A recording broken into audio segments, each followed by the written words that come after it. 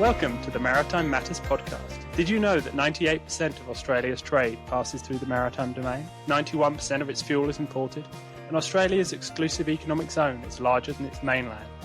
It's easy to see that to Australia, maritime matters. Maritime Matters is the podcast where we break down what the week's events mean for Australia's maritime security and the wider Indo-Pacific. Second episode of the Maritime Matters podcast, where we talk about the last week in maritime affairs that impact Australia. What have you been up to in the last week? So I've been trying to do a bit of digging, thinking about some of the new technologies and things that have been playing out in the maritime space for a little while, and trying to do some writing on that and thinking about how particularly things like land power and sea power and how they change.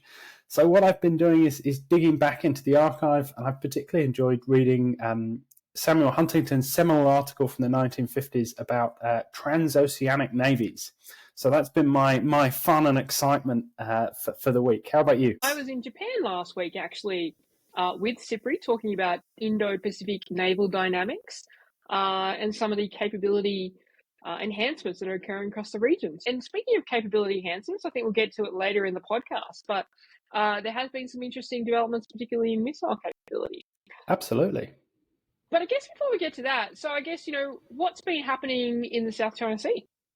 So there's been quite a bit of sort of action or at least reporting of things. So one of the things that's been flagged in a number of different outlets and sort of discussed is the idea that China is now permanently stationing a couple of warships in Cambodia. This has been something that people have been following, and there's been a bit of discussion about for a little while. But new satellite imagery and some sort of further confirmation has been coming through that these couple of warships appear to be stationed there permanently. And there's been some sort of further indications that this is perhaps a sort of permanent Chinese base. The fact that Cambodian ships are not using the same facilities, and recently when there was a port visit by a couple of Japanese destroyers, again, they weren't given the same kind of sort of taken to the new facility built. And so all of this is leading people to suggest that there is actually a significant new naval facility being built or has been built in Cambodia specifically for the PLAN, which is really interesting in terms of the kind of the shift that the PLAN is sort of undertaking. Obviously, they've had a base in Djibouti for a little while. I thought this reporting was really interesting too. So you mentioned China's base in Djibouti, obviously established in 2017. But part of their rationale for establishing that base was that they were resupplying their counter-piracy task forces, so doing a common good. But the question about whether there is a base at the Ream naval base in Cambodia, I think, is a completely different conversation. Obviously, the Ream naval base in the Gulf of Thailand has a lot of access to the Malacca Strait. The Asia Maritime Transparency Initiative looked at satellite imagery for the last 4 months, and it is pretty clear that the new pier that's been built, most likely from Chinese funding, has only been used, as you mentioned, by Chinese corvettes, who appear to have been basically alongside for 4 months, which is interesting. And, I was reading the 2019 Wall Street Journal article, which at first highlighted the fact that China might be establishing a base in Cambodia. And at the time, the Cambodian government came out and said, we don't allow foreign bases. And, I was thinking I was in a roundtable with a Cambodian think tank late last year, and they were saying, it's China's assisting us with funding a training base. So it has been, I think, quite an interesting development. Yeah, and it certainly has implications in terms of up until now, Chinese bases have been seen as being being sort of relatively isolated from mainland China and easily isolated in terms of any sort of conflict type scenario. This is a very different type of facility, and whether it be in a sort of coercion and competition environment or even potentially in a conflict environment, it certainly begins to change some of those dynamics. So it's definitely worth keeping an eye on. What else has been catching your attention in the region this week, Jen? Not well reported on in Australia, but the Western Pacific Naval Symposium actually occurred last week in China, which the Australian Chief of Navy attended alongside the US and, in fact, the First Sea Lord. So I thought that was quite interesting. Australia doesn't seem to have official defence ties with China at the moment, so that was an interesting development. In terms of the outcomes of the 39th iteration of the Western Pacific Naval Symposium, it's not clear what the outcomes were. There's some Chinese reporting that there was an agreed update to Qs, which is the code for unplanned encounters at sea, which we'll talk a little bit more about in this podcast.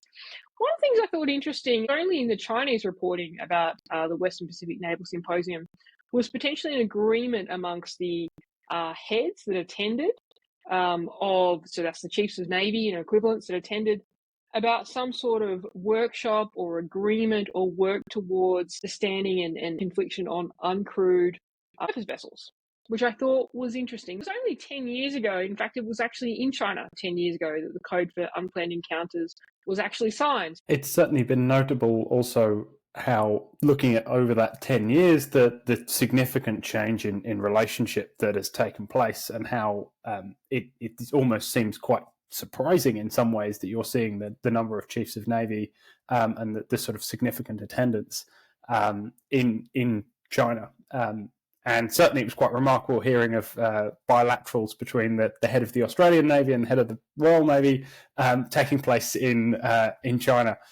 Certainly not something that I think many people had on the bingo card for this week. But yes, certainly, again, worth keeping an eye out in terms of whether those outcomes, there's anything more concrete on that, because it would certainly be a really important development in terms of additions to queues.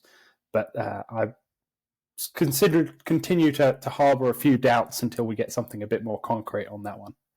I think it's unlikely too. I was doing some reading about the genesis of the Western Pacific Naval Symposium. It began in 1988 and actually began in Australia. So the then Chief of Navy, you're impressed by my naval history here, Richard, Admiral Hudson had actually pushed the idea. So Australia and China and a couple of other countries were founding members of WPNS. And it was all about coming together to try and work out ways to work together. And through its iteration, not only has it come up with cues, but there was a RAS guide produced by Malaysia on replenishment ships in the region and how we could work together. So there's been a lot of iterations, but it has tended to try and focus on non-state threats, whether that be piracy. There's been a lot of iterations where there was thought that there would be focused on humanitarian aid and disaster relief. But as you say, I think it was really interesting to see the significant attendance at last week's WPNS in China. I think they said over 180 delegates, and we mentioned the Australian Chief of Navy, Commander of PAC Fleet, and the First Sea Lord.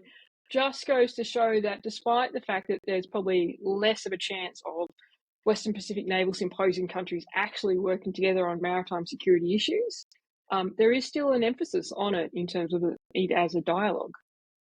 Yeah, and it's obviously an area where, in terms of sort of dialogue, there's been some real challenges recently. So it's good to see continued buy-in, and hopefully, our skepticism, or certainly my skepticism, will be proved wrong. But we'll have to wait and see with that one. There's been some other important or sort of interesting developments, starting in terms of exercises. Really important, sort of primarily bilateral American exercise or American-Philippine exercise, Balatan.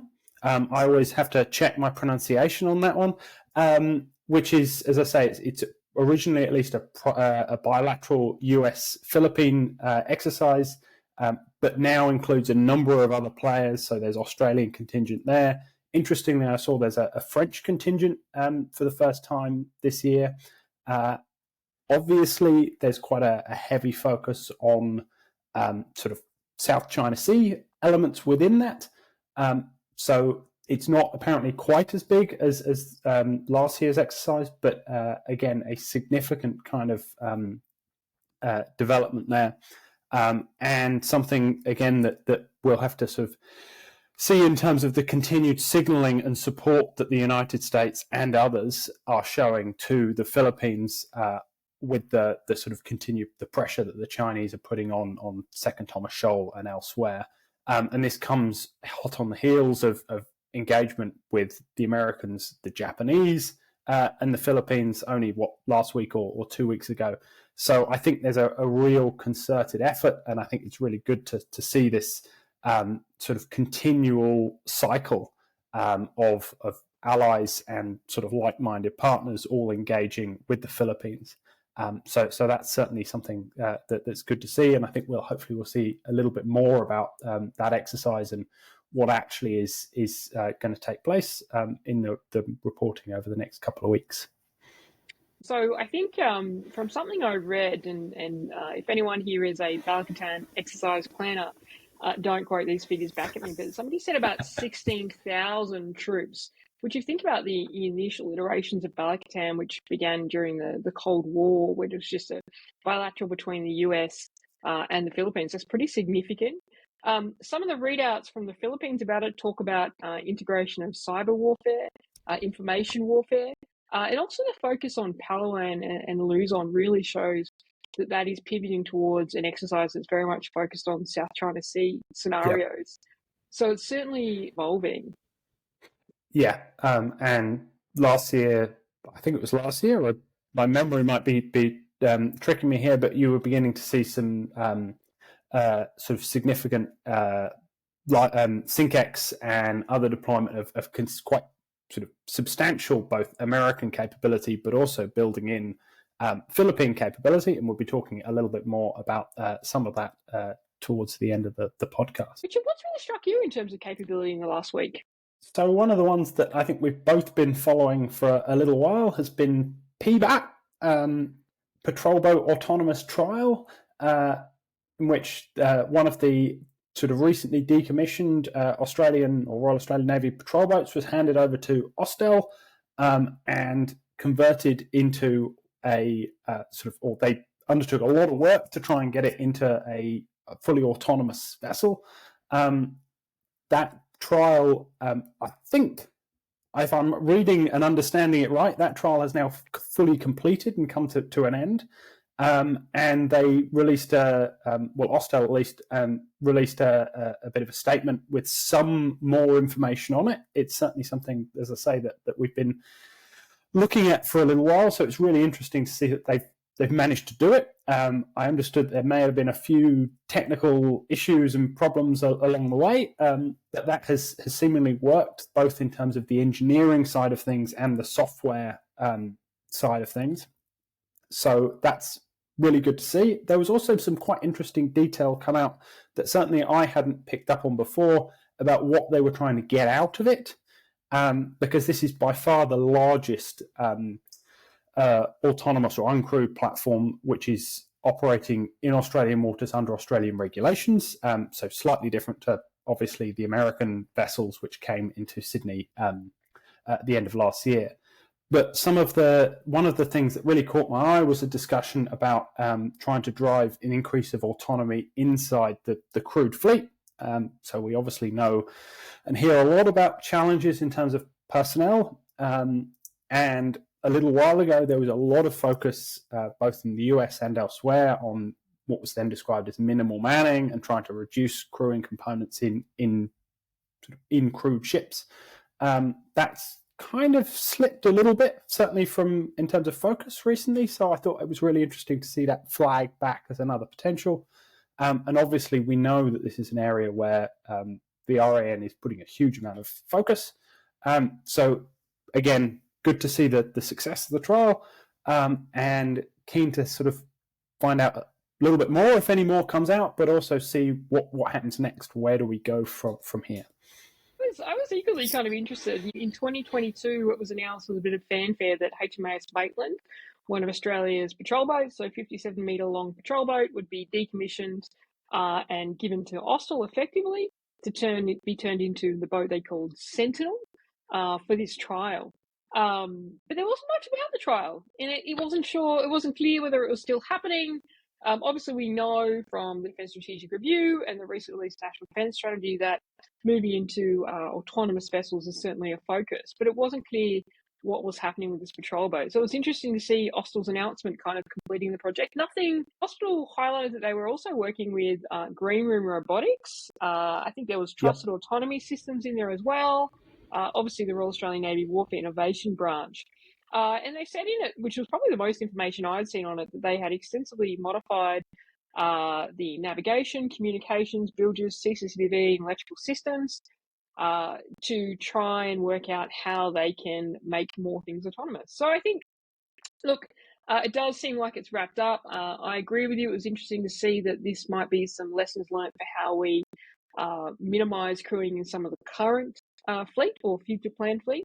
But I think it's also something that probably puts Austal in a prime position for the future development of the large, optionally crewed, which surface vessel to come to Australia. We're building 6 of them from the mid-30s. So if nothing else, it sets Austal up to be very competitive for that, I suspect.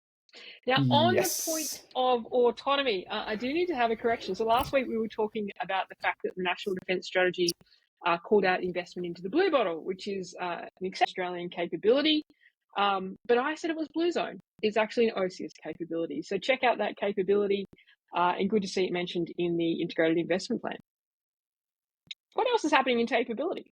So we've seen a couple of interesting missile developments. The one that I was sort of really interested in was the delivery of the first BRAHOS anti-ship missiles from India to the Philippines.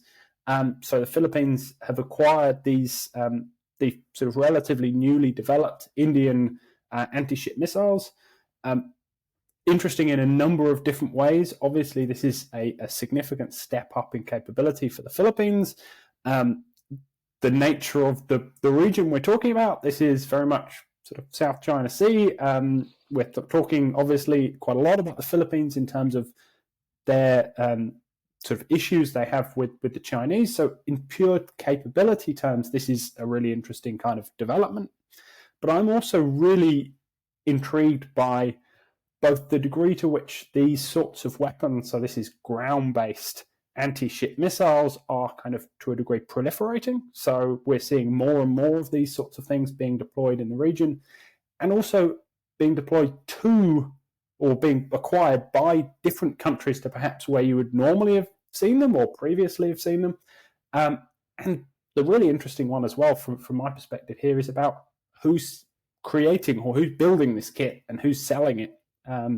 So if we sort of look longer term, generally speaking, you look at these type of relatively high-end weapon systems, you get the Americans, you've got the Europeans, and you've got the Russians, and okay, the Chinese probably have got their own domestic production, but often with Russian roots. But you're beginning to see what might be seen as a kind of a democratization of a lot of this technology, both in terms of who's building it and in terms of who's using it. And I think that's a very interesting trend. Again, something that we're sort of seeing elsewhere a little bit, but this is a really noteworthy example of that. I think the Brahmos, I've seen reporting that potentially Thailand and also Indonesia are talking to India about acquiring the Brahmos. And obviously, originally the Brahmos, an interesting design itself because it was a joint collaboration between Russia and India. Although Russia seems to be dropped from all the press releases about the sale of the Brahmos to the Philippines. But one of the interesting things, I think, in terms of the Philippines' capability, so it sounds like they've ordered a couple of batteries for their Marine Corps, and what was delivered last week was a battery for their Marine Corps, and 3 batteries for their Army. And so their Army have traditionally been focused more on counterinsurgency operations. But I think the sale of the Brahmos to the Army is showing a real transition of their Army to a strategy of territorial defence. So a lot more focused on the South China Sea than their Army has traditionally been. Another thing that's interesting is when you pull out a chart and you plot the range of a Brahmos, which it looks like the export version is about 290 kilometres. The reporting is that the Indian version is 450 kilometres and they're working on extending that to 900 kilometres. But probably what the Philippines has acquired is about 290 kilometres. But even then, that is a capability where they could reach out and touch both Scarborough Shoal and Mischief Reef. So it does start to change the dynamics, I think, a little bit in the South China Sea in terms of what we're seeing. And we'll even do so more if it looks like, Thailand and Indonesia do acquire that capability. But not the only significant missile development in the last week. There was another one, Richard. Do you want to talk about it? Yep. So a similarly if we're thinking about these kind of things as looking at increasing numbers of ground-based missiles which are being deployed to this region and beginning to reshape the dynamics, the deployment of the first American Army, what is officially referred to as the mid-range capability, which is a particularly snazzy and exciting title, and is either described as the Typhon or the Typhoon, and I'm not entirely sure which. I've seen both spellings, either with one O or two, but who knows? Anyway, it's basically a ground-based battery on effectively 3 or 4 lorries, which can fire either Tomahawk land attack missiles or SM-6, which are primarily long-range air defense missiles, but can also be used to target surface vessels, for example. So this is a very significant step up in terms of the American Army capability to do exactly the sorts of things that you're talking about. And these are being... so this is the first time they've gone overseas, as far as I'm aware, certainly. So they're in the Philippines at the moment. I think it's just the one battery. And whether or not they are going to take part in Balatan, what I've read so far suggests probably not. But there isn't anticipated; it is planned to be sort of test fired later on this year. So really interesting development. Particularly, again, you're talking about sort of plotting ranges out. You're talking there about sort of 290 kilometers. Obviously, something like a Tomahawk land attack missile, you're talking 1,200 miles, potentially out towards, pushing towards sort of 1,800, 1,900 kilometers. So again, thinking about exactly the sorts of things that you were discussing earlier about changing that dynamic in the South China Sea and around there, these type of capabilities will have a significant effect. Whether or not there are plans to include and I would assume that there are, but the new replacement maritime targeting block of Tomahawks, as and when they come out, and I think that's supposed to be this year. You might know more about that than I do, but there's obviously then a further step up in that kind of capability. What else has been happening in capability? So the other one that flagged with me is the HMS Diamond has been added onto the list, the growing list now of warships that have successfully engaged anti-ship ballistic missiles. So obviously the Americans have been very much leading the way with this. The French frigate Alsace successfully has been engaging a couple of these sorts of things. So far, up until last week, the Royal Navy's been very effective at taking out drones, but this is the first time that we've seen the Type 45 destroyer and the Sea Viper missile successfully engage an incoming ballistic missile.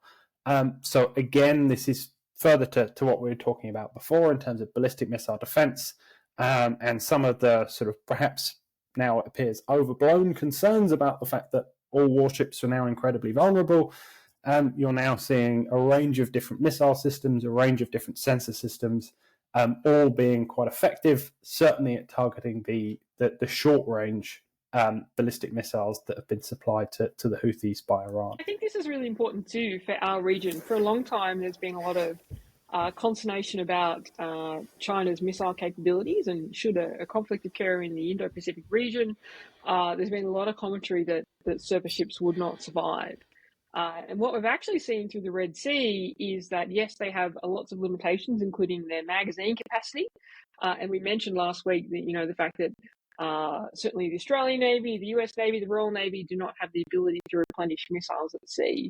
But what we are seeing is the ability to defend against anti-ship ballistic missiles, which for a long time people said was not likely and would be a real challenge in the South China Sea. I'm not saying it's not a challenge, but I think it is interesting to see that the warships deployed into the Red Sea are demonstrating that they do have this capability.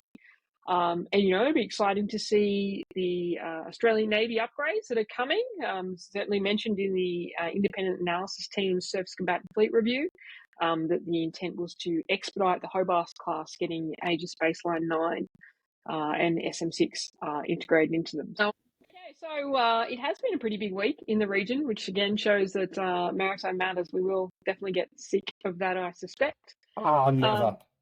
But lots of developments from the Western Pacific Naval Symposium to potential Chinese basing in Cambodia to exercise Balatan to lots and lots of capability developments. I guess on the Did You Know today, I thought we'd talk about the Code for Unplanned Encounters at Sea, CUES.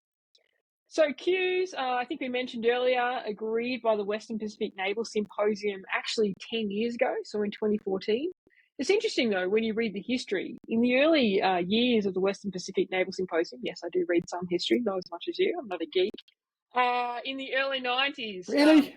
In fact, Australia was really pushing for WPNS to adopt something like CUES, which is effectively information for ships about how they could deal with other ships when they come across them. So what do certain signals mean? How do they communicate? What should they avoid doing, etc.? Unclassified document that is on a volunteer basis. And in fact, its early iterations, there was a lot of singing and dancing about a 2014 exercise between a US ship and a Chinese ship in the Western Indian Ocean doing counter-piracy operations, exercising CUES. And there was another example in 2015. And certainly it's been a useful example to show ships how they could work together and coordinate and communicate. I think there's a comms plan in it even in the South China Sea. But one of the criticisms is that it's only contained to naval vessels, so it does include Coast Guard vessels. Obviously, we've seen a huge development in the use of Coast Guard vessels in South China Sea for what would always be deemed military operations, certainly in the vicinity of Second Thomas Shoal.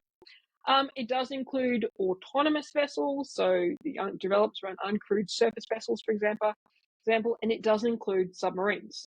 Now, there was a push by Singapore around 2016, 2017 to include submarines into it. It was called UQs, I think, but it's never really been adopted. There you go. Richard, any comments on CUES? No, I think CUES gets a bad rap a lot of the time. I, of course, being a historian, immediately connect it back to sort of INCSEA, the Incidents at Sea Treaty, which was developed by the Soviets and the Americans after a couple of incidents in the late 1960s and signed in 1972. INCSEA wasn't perfect. Lots of issues. There's some wonderful photographs of Soviet and American ships engaged in shouldering, or generally Soviet ships shouldering American ships, so basically crashing directly into them. But most people broadly think that INCSEA did some good and did provide at least some sort of framework and rules of the game. And I think that you can probably see CUES in a similar light, although it's not a legally binding treaty in quite the same way. So I guess I would perhaps be on the more positive side of CUES, unlike those who sort of try and belittle it, and certainly there are many flaws, but I think it serves a useful purpose, and I think it'd be great to see it expanded to uncrewed platforms, although, as I say, I have my doubts. Look, I have my doubts too, and I think it certainly was a really good development. One Australia should be proud of as having led the way, as it has in WPNS. I think the difference, though, between CUES and INCSEA is INCSEA was something that had political agreement, whereas CUES is more of an operational level agreement, and I'm not sure it has the same ramifications politically if it's not complied with. In fact, some of the stuff we're seeing with Chinese naval vessels, and we look at the Toowoomba incident in November last year, For example, where a Chinese destroyer approached Toowoomba, who was conducting diving operations. Q's is very clear about what flag alpha means, which for those of you that aren't in the Navy, means I'm conducting diving operations. And yet the ship didn't comply. So I think there is some question about how much it is actually complied with, but still a positive development. Absolutely. Well, look, thanks, Richard. It's been great to chat to you for another episode of Maritime Matters. Always good.